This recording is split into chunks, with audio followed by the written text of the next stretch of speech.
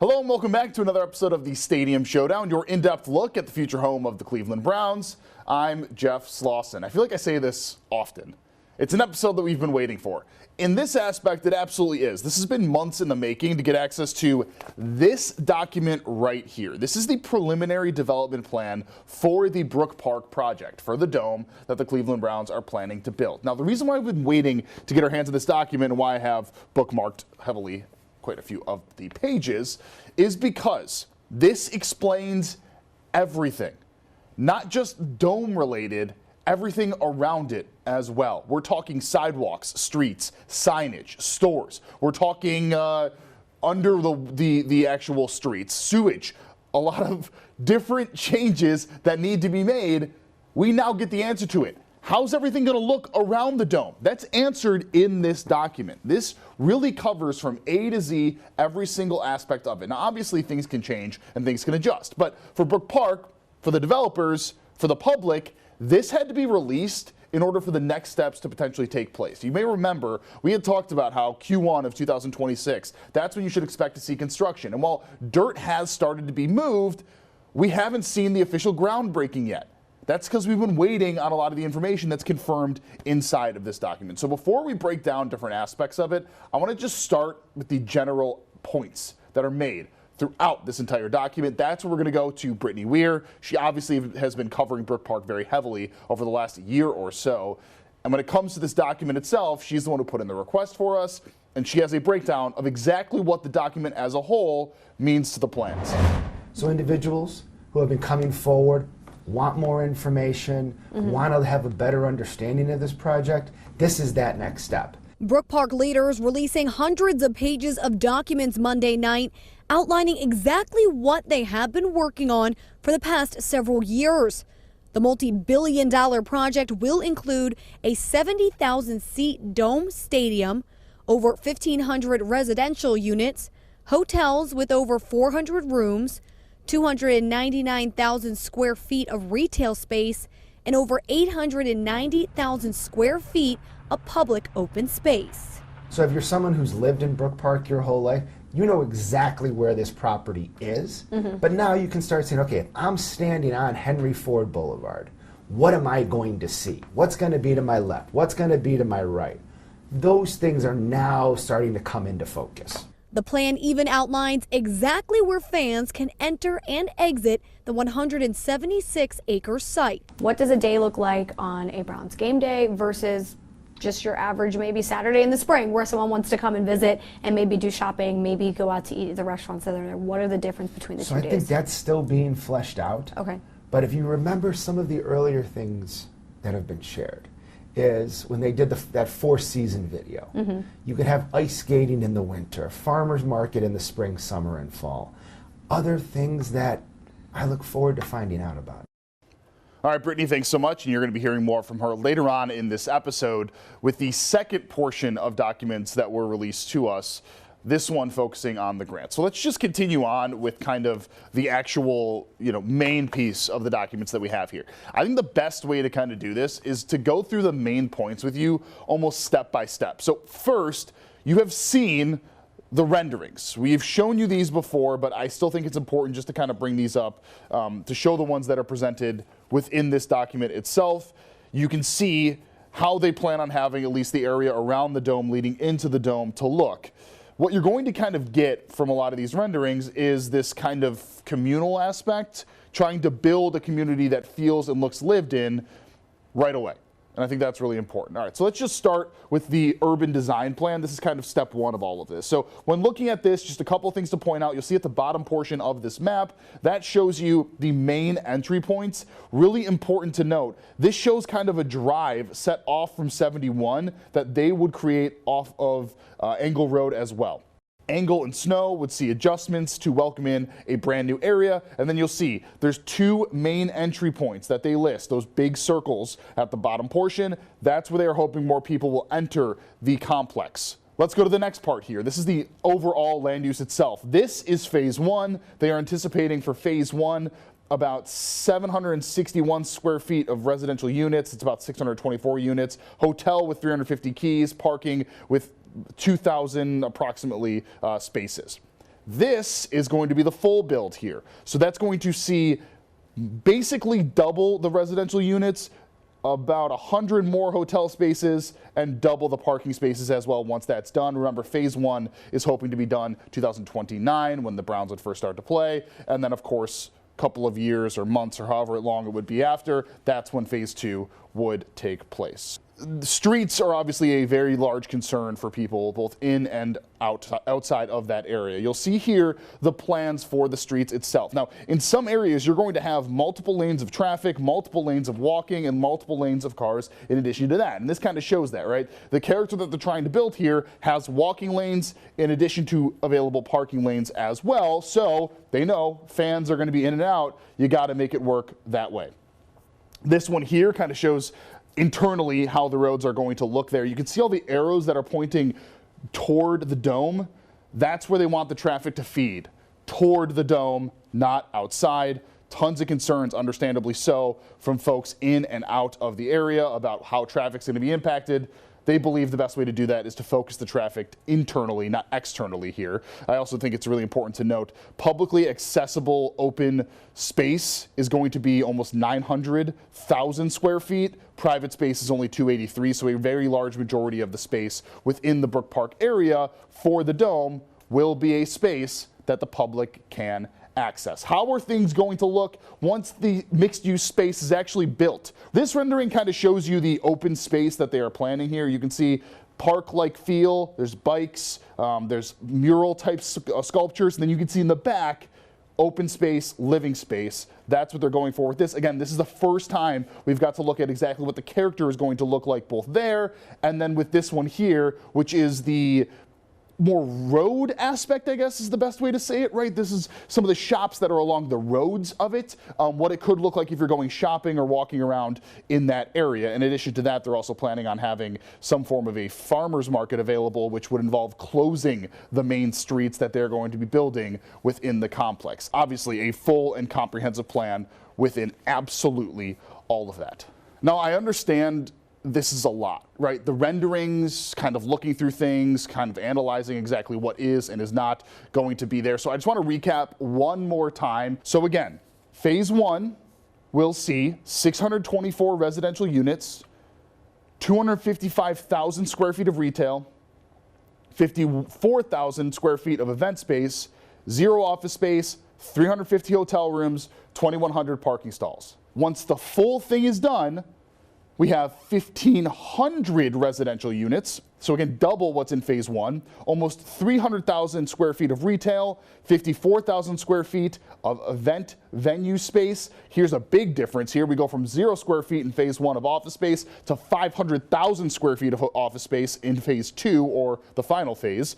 Hotel keys, that's going to go up about 100 keys, or 100 rooms, I think is the better way to say that. And then parking stalls will double as well. And again, the feeling that you get from all of the renderings that we've been showing here, the feeling is supposed to be that it is a community that kind of fits in with its own space, right? It's basically building a city within a city, and you do get that impact, right? You get that feeling through the renderings, but that's why this is so important. For the first time, we are getting an accurate look as to how everything is actually going to look. Not just the dome. The dome is such a minor part when you consider what needs to go around it to fit the narrative that they want, which is to make it so it's its own thing, right? It's its own entity, and you can have shops, you can have restaurants, you can have events, all in that spot, and you don't really need to go anywhere else, because the pitch has been, it's not just about the Browns, it's about what's going to happen the other Sundays of the year, the Mondays, the Tuesdays, the Wednesdays. How can this actually sustain itself? They believe it's through all of this information. Again, I know I threw a lot at you, but we still have much more to cover here, because we also got a little bit of clarity as to how some of the funding is going to take place. Remember the grants that we talked about a couple of weeks ago? Yeah, we're learning a little bit more information about that. Myself and Brittany Weir will have much more on it after a break. Welcome back. You may remember a couple of weeks ago we talked about the BUILD grant. That is a grant that is through the federal government to essentially provide funding for infrastructure projects that can be across the entirety of the United States. You can get up to $25 million per project here, and Brook Park obviously is very interested in it because they need infrastructure help. So they have applied. but now we are getting much more information relating to the actual grant process itself. That was given to us in addition to all the documents that we talked about in the first block of our show. And in particular, we started to learn a little bit more about who's actually interested in getting this done, and the answer might be pretty surprising. So as we did a couple of minutes ago, we're going to go to Brittany Weir first. Brief breakdown. We'll explain things a little bit more. Right now, the roads and infrastructure can't handle the anticipated traffic nightmare around the new dome. Paul Marnichak, Brook Park's Economic Development Commissioner, says the proposed fixes include widening I-71 ramps, building a bridge, and adding pedestrian infrastructure such as sidewalks throughout the area. Each buildable unit makes it easier, hopefully, to get around Cuyahoga County. The entire project costs more than $51 million, with Brook Park paying about half of that. So what happens if you don't get the full 25? You just maybe get 10 million. What does that look like? We're evaluating options there. There's other potential funding sources, so we're casting a wide net. Leaders from all around the state have written letters to the federal government showing their support for this project, including Cleveland Mayor Justin Bibb, who originally fought to keep the team downtown. So we have all these entities that are contributing letters of support because they've taken the time to learn about this and realize this is a great project for the region. Yeah, so Brittany talked about this a little bit, but I want to break that down a little bit more. Mayor Justin Bibb sending a letter to the Department of Transportation saying, hey, this grant would go to a good cause. Yes, the same mayor that was so vehemently against the Browns moving, then took the $100 million buyout from the Browns, is now supportive of the project. So I want to read just a small portion from Mayor Justin Bibb's letter. In the letter, he says, and I quote, although the project is located outside Cleveland's municipal limits, the city supports this investment because transportation networks do not stop at city borders. Cleveland residents depend on safe, efficient regional infrastructure for daily commuting, access to jobs, healthcare and entertainment, and for the movement of goods and services that support the broader regional economy. Improvements in Brook Park will have positive impacts on traffic flow and safety for Clevelanders and will strengthen connectivity across the region. Going on to say, we respectfully urge the department to give favorable consideration to this build grant application. Yeah, so it seems that the mayor is fully accepting what is happening here and, in fact, promoting it, which does feel smart, right? I mean, things are going to move on whether he likes it or not. You might as well jump on and encourage some building to improve here because he understands you're going to have the dome that's going to put a strain on many of the systems that flood into the city of Cleveland, obviously, as well as Brook Park. You might want to see those improvements done. And if Cleveland, all they have to do is, send a letter, you kind of take that opportunity. The other letter that I want to point to really quickly here is from the National Football League. Roger Goodell, the commissioner. You may remember, Goodell was in the Capitol in Columbus arguing, vying, trying to get the funding approved by the state. Ultimately, obviously, it was. He says in part in his statement, the NFL recognizes the importance of coordinating infrastructure investment to support economic activity and quality of life. The Brook Park project reflects a collaborative, forward-looking approach to addressing shared transportation challenges and advancing long-term regional growth. Brook Park project, kind of a tricky thing to say multiple times fast. So obviously trying to make sure I can clean that up in the next couple of episodes here. Okay, the last thing that I want to point to when it comes to this build grant, just remember these are kind of two separate things, right? So we have the preliminary project report that was released. That's that massive document I broke down in the first block of the show. And then we also have the build grant. You have the stadium construction, then you have the infrastructure. Again, these are two different things here. So when it comes to the timelines that they're working on, while they are the same, they're going to be different. Remember, the construction of the actual stadium might not affect the day-to-day operations of those that live in and around Brook Park. The changes to the infrastructure probably will, because that's going to see the opening and closing of multiple different streets, highways, throughways, sidewalks. It's going to mess with some things, potentially for quite some time. And what's interesting, in the Brook Park build application, they show a timeline. So let's pull this up for you right now. This shows what has been done already. That's on the left-hand side, and of course the top portion on the right-hand side. But basically, all of the things that have been done to kind of get to the point that we're at right now, which is between the top two bullet points on the right-hand column, right? An EPA document that was submitted December 2025, basically the submission, right? Okay, final tracings. That's going to be the final submission here. That's going to be when they get everything back together and then go and plan to submit all of this to get the final approval. Then take a look at how this works out, right? You have acquisition, you have the project sale in January of 2027. For the infrastructure changes, it might not start until a year from now, February of 2027. That means an end of construction by June of 2029. While that kind of works in with their plans of the timeline for the stadium, that might not work in for the plans of how you want to commute around. That is more than 2 years of construction for ODOT-related projects, and of course the roads and the streets. So that might mess with all of how you are going to potentially go in and around that area. You might just have to be prepared. So we're expecting to get some clarity about the funding in April, and then ultimately the build dollars are supposed to be showing up potentially in June. But again, you have 21 different companies, organizations, government entities that are supportive of this. This is the exact purpose of the build program. Between last year and this year, the build program now has 3 times more money to be able to give out, and this is the exact project that you think they'd be looking for. We had spoken about it previously. Brook Park seems pretty confident in it. Brittany talked about it. It does seem like they can figure it out if they don't get the full amount that they're requesting, but still obviously would be very advantageous for them. All right, coming up after the break, we have an update on a lawsuit that we have discussed quite heavily and why a judge decided to throw it out. That after the break.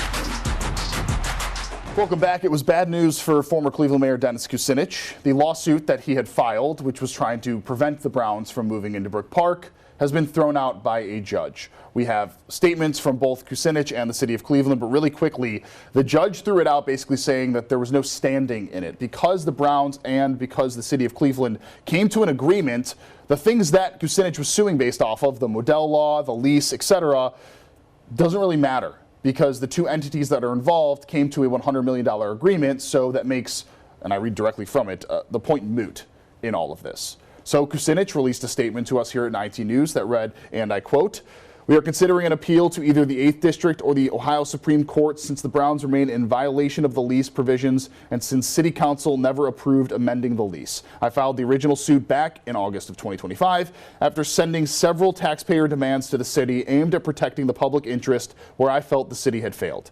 It is unfortunate the Common Pleas Court ruled even before the oral arguments, which were scheduled to take place this Friday, February 27th. That is actually the air date of this episode. My ongoing concern is that the term sheet, which was included in city's agreement with Browns, nullified the $573 million which taxpayers gave to the Browns and gave the Browns owners influence over an additional estimated $500 million in lakefront land. In exchange, the city received $100 million, $30 million of which is intended to pay to tear down the lakefront stadium, which has at least an additional 25 years of life. Of course, we are considering an appeal on behalf of the taxpayers of the city of Cleveland, who have been ill-served by their city leaders." And of course, we wanted to reach out to the city of Cleveland for their response on it, because they've been wanting this lawsuit to go away, and it obviously alludes to that in their statement, which reads, and I quote, "Mr. Kucinich didn't realize that the state legislature drastically changed the Modell law last year." That's obviously sarcasm, "which left the city with no legal option to keep the Browns past 2029. That shredding of the Modell law, in addition to the legislature also giving Haslam Sports Group $600 million, left us with 2 choices.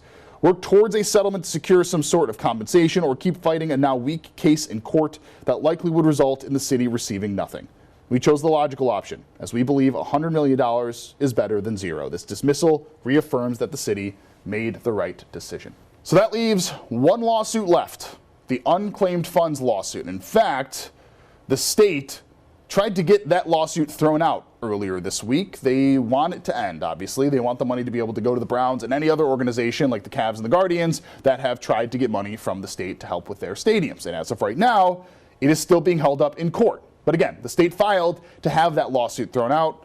As of this airing, nothing has changed with that current situation. Obviously, as things start to progress, we will let you know as soon as possible. And last thing, next week, we are expecting to hear even more from Brook Park. They're going to be having a public meeting relating to all the documents that we showed you earlier. Of course, we'll break that down in next week's episode. And of course, if you want to watch any of our previous coverage, scan the QR code on your screen right now. It has been a busy week. There's a lot to cover here. If you want to see the documents, see all that stuff, that's available at that QR code on your screen. Oh boy, that was a doozy. I really appreciate everybody for watching through. It's important information. I'm exhausted from talking so much, and I get you're probably exhausted from hearing me talk so much. But it's important information, and this is something that we've been waiting to learn more about. We are still wanting to hear from Brook Park's mayor. Hopefully we'll get him on the show in the next couple of weeks, just to kind of talk through some of this stuff. But yeah, a lot of information, so I appreciate you staying with me. For now, I'm Jeff Slauson with 19 News. Have a great week. Thank you for watching the Stadium Showdown. We'll see everybody next week.